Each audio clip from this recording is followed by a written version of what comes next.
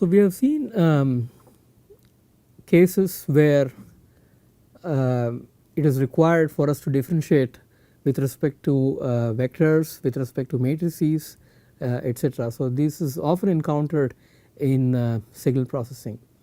For example, a simple case would be a form of a scalar which is x transpose x, right. Imagine x is a column vector. So, therefore, x transpose is a 1 by n row matrix and x is a n by 1 column, I would say row vector. This is a row vector, this is a column vector, okay. And we may want for some instance to take the derivative of alpha with respect to x. So, we may need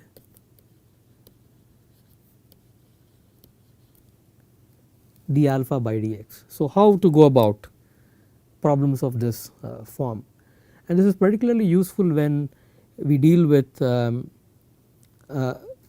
representing problems vectorially or in the form of matrices, and then we have to take derivative of some function of vectors and matrices and compute these quantities, and this becomes a non-trivial task. So, unless we know how to play around with the algebra, we will often get stuck, and if we do in a routine way, we will have to really do this as scalar derivatives over each element by element computation. So, we will figure out some intuition behind how to go about doing this matrix calculus, and then this will be useful when we discuss for example in KL transforms. We will find this often helpful.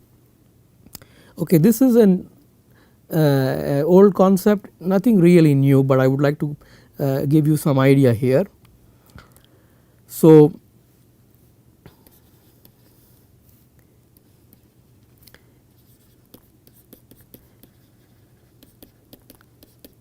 we can differentiate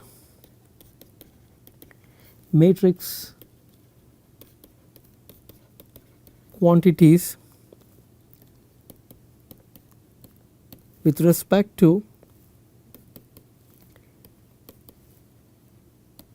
the elements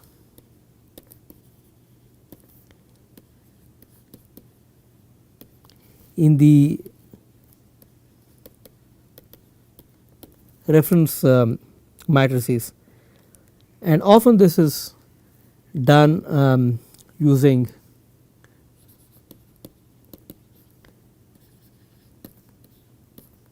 the Jacobian matrix.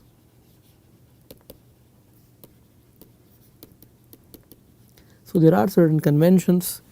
I will present to you an intuition how this works, and then we can discuss certain properties. Okay. So, let us just start.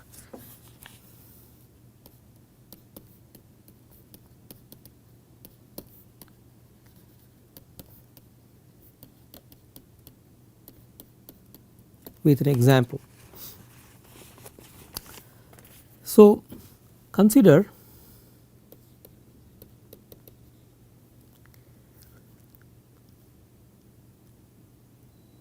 a times x. So, y is some a times x. Suppose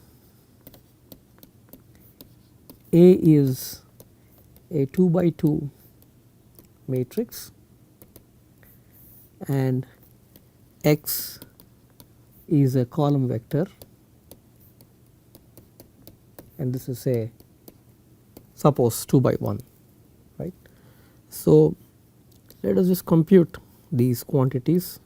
A is A11, A12, A21, A22. This is our standard notation, right. The first row first column, first row second column, second row first column, and the second row second column, and then we have x1 x2, these are the elements of this vector x, right. So, I just put this bar underneath y and x indicative that they are vectors. Okay. Now, if you compute this, this is a11 x1 plus a12 x2, this is a21 x1 plus a22 time x2, and this is the vector y composed of elements y1 and y2. Now, let us adopt one convention, which is basically the Hessian rule. So, if I want to take the derivative of y with respect to x, so that means I am trying to differentiate, I am differentiating the vector y with respect to x, and this is given in this format. This is deba y 1 upon deba x1, then deba y2 upon deba x1, that is I vary in the row, I vary the coordinates of y, that is I choose y1 y2, and then I take y1 I differentiate with respect to x1, I choose y2 differentiate with respect to x1, so on and so forth.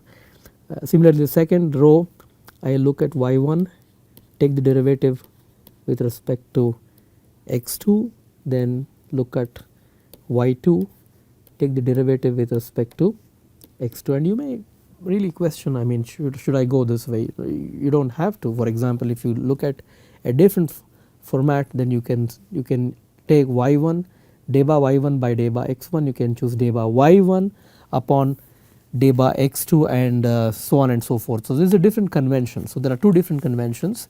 One convention basically keeps the first coordinate of the vector constant in the row and then take the derivative. You can follow this convention here, which is basically the denominator layout, and I mentioned this sort of carefully. As long as you are consistent, it is fine. So, you basically keep the y coordinate fixed in the, I mean the x coordinate fixed in the denominator, and you let the y coordinate basically vary within the row, that is across the columns. So, this is the convention that we will follow. So, now if you take the derivative deba y1 upon deba x1, this is basically a11, and deba y2, if you take the derivative of y2 with respect to x1, you get a21, and similarly if you populate the rest of the entries, you get a12 here, you get a22 here, and observe that this matrix is basically the transpose of A, right. So, we can formulate a rule here, that is, if I want to differentiate the quantity Ax with respect to x, so x is a vector, I get A transpose. But of course, you should remember the convention, which is basically we are following denominator layout, and your calculus has to be sort of consistent. I mean, if you are basically varying y in the row and keeping x fixed, then you should be consistent with respect to that. You do not want to mix, once when you differentiate you want to have y varying, other time x varying. I think that should not really happen. Okay. Now, let us take another example.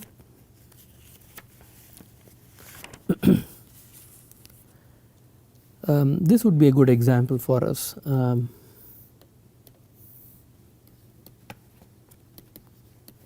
Consider x transpose Ax. You will see this form in many cases. Okay. Now let us look at the math for working out this example. Now let x be a 2 by 1 column vector. Okay. Now x transpose is a 1 by 2 row vector and A is our 2 by 2 matrix like in the last example.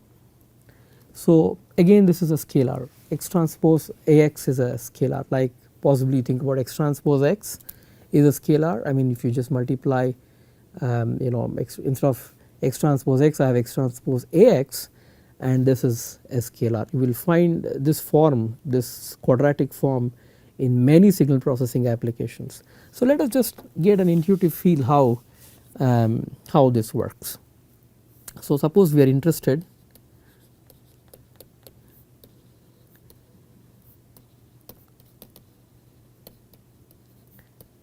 in taking the derivative with respect to x of the quantity x transpose Ax. Okay, let us work out the math, just routine computations to get a feel, an intuitive feel how this works, right. I have x1 x2, this is my x transpose, right. So this is my x transpose. Now my A is A11, A12, A21, A22, right. This is my A, and my x is basically x1 x2. Now if I compute this quantity, right, I get basically x1 x2. Let us do an interim step. So Ax is basically what we had earlier, which is A11 x1 plus A12 x2, then we have A21 x1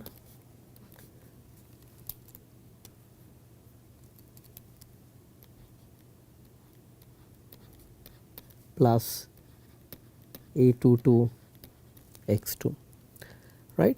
When we simplify this, this is basically x1 times A11 x1 plus A12 x2 plus x2 times A21 x1 plus A22 x2, right. Now we will adopt the same convention. Let us differentiate the scalar with respect to x1 and x2, right. So earlier case we had a vector and we were differentiating that vector with respect to another vector. Now we are differentiating a scalar with respect to a vector.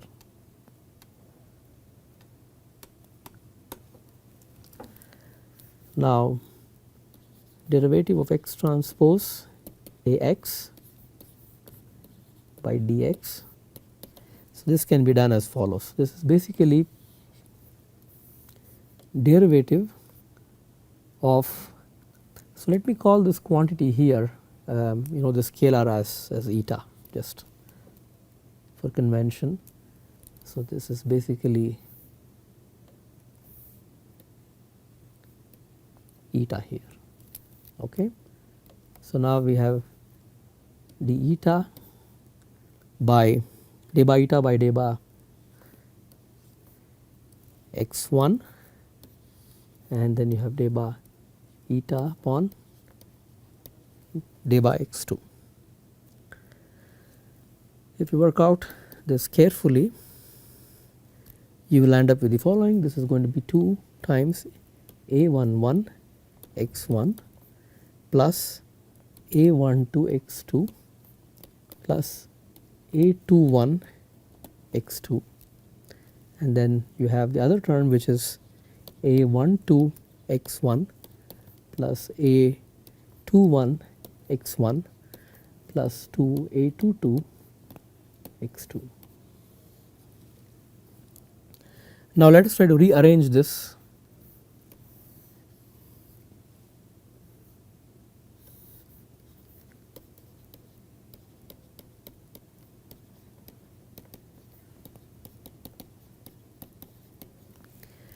Right, we will land up as follows.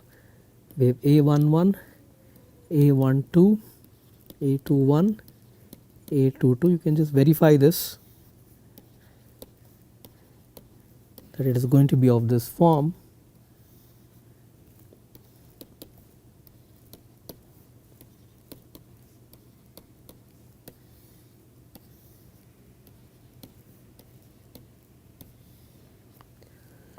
So you have to have 2 times A11 that has to appear, and you have one term here and you have another term here, right. I think this is straightforward to verify. So now this can be written as AX plus A transpose X, so which is basically A plus A transpose times X. So if A is symmetric, that is A equals A transpose, right, then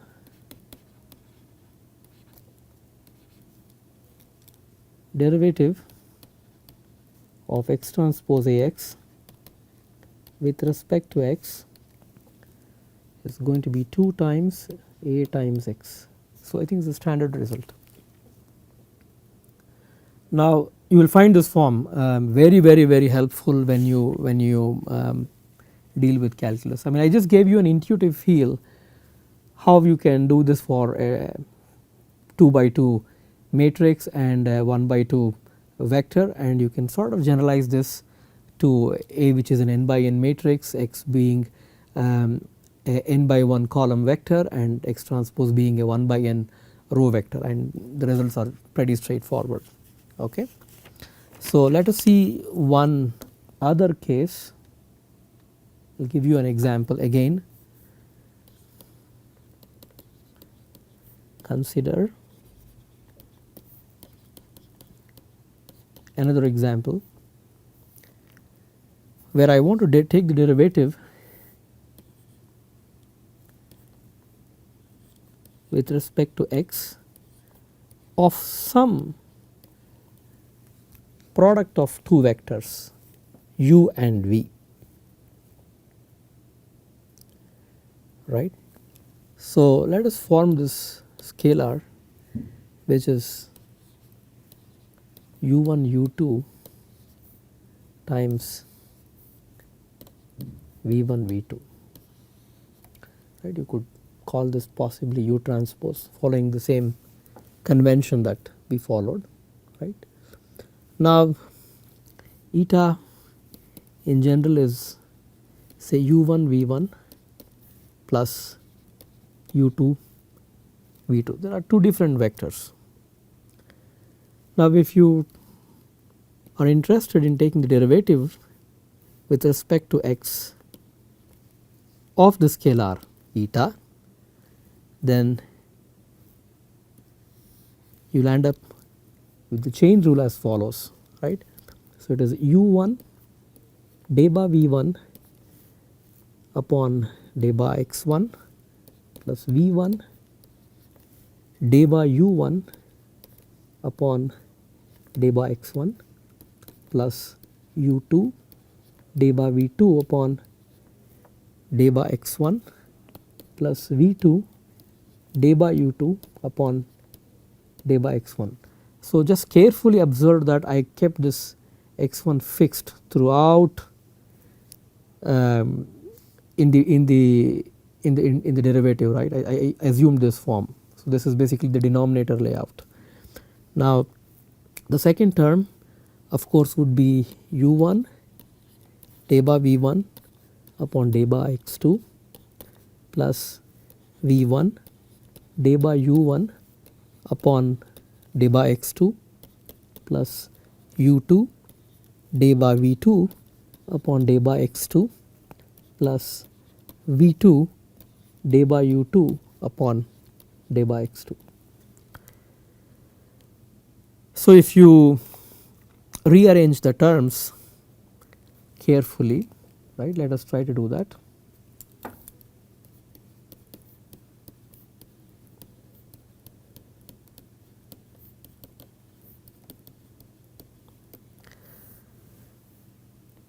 You will get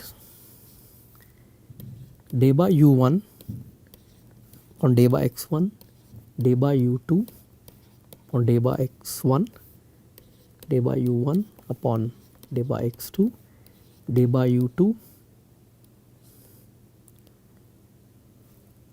upon day by x2,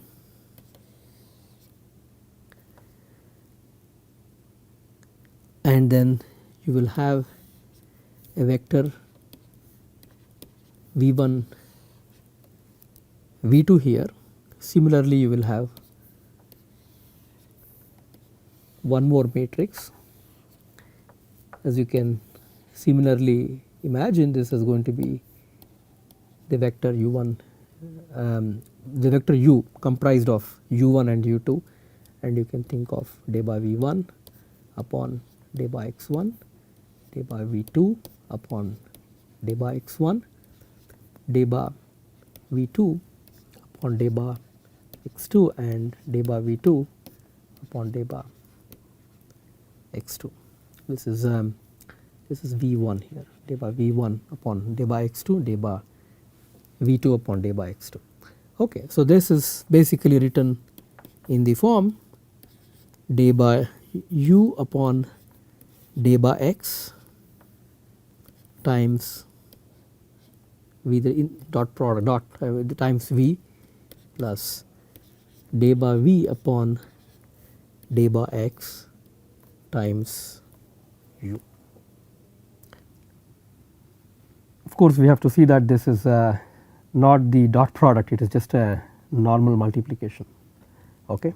You will find this very useful. So, I think now since you have gotten a feel, an intuitive feel how to go about doing the calculus, I will give you some quantity, so a table comprising of these derivatives. You can just directly verify those as a part of a homework exercise, and basically you can convince yourself that these results are correct. Okay. So, let me summarize.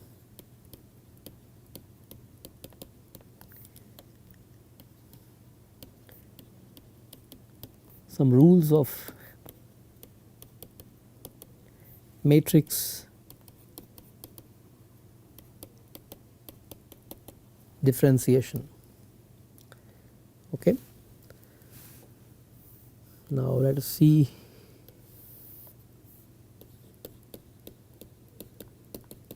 the quantity and then the result. Right.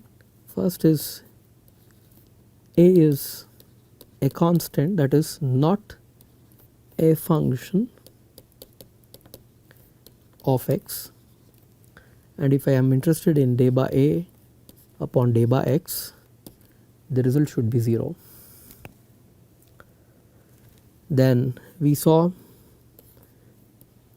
that day by ax, x is a vector upon day by x, and this is A transpose,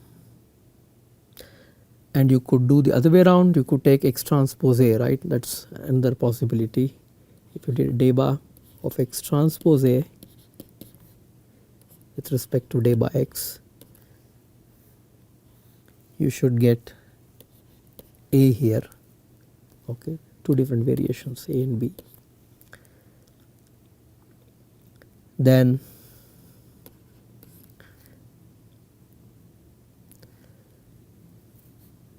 day by x, A times u, where u is some function of x and is a constant matrix.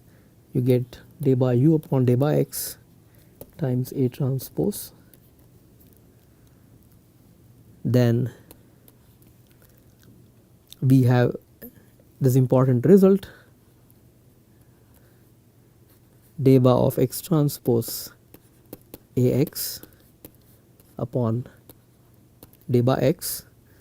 This is A plus A transpose times x, and when A is symmetric, it is equal to 2Ax if A is A transpose, that is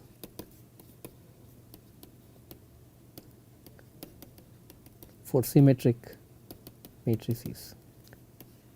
So, I think using these